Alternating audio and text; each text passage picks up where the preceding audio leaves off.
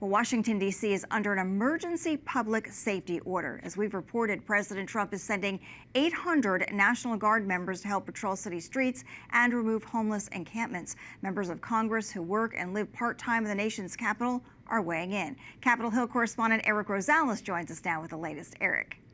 Well, good evening, Tara. Yes, this issue hits close to home for several lawmakers. You may recall it was 2 years ago that a congresswoman was attacked in an elevator of her condo just blocks from the U.S. Capitol. And most recently, an aide to Senator Rand Paul was nearly killed, and a House intern died at a random attack.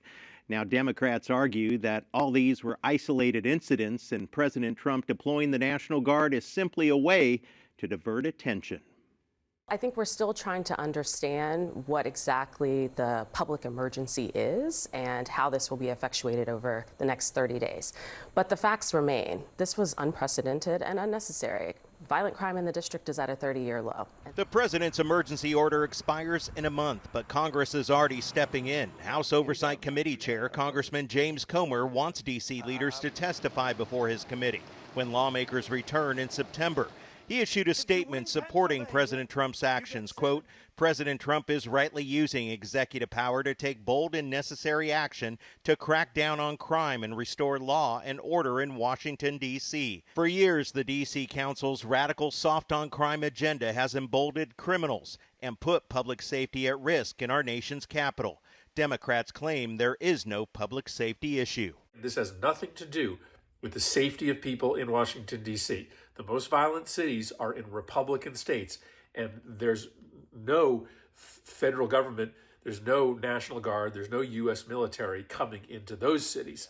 Former House Speaker Nancy Pelosi called out President Trump. She says he did not show the same urgency during the January 6th riot at the Capitol. She posted on X, quote, now he's activating the D.C. Guard to distract from his incompetent mishandling of tariffs, healthcare, education, and immigration, just to name a few blunders.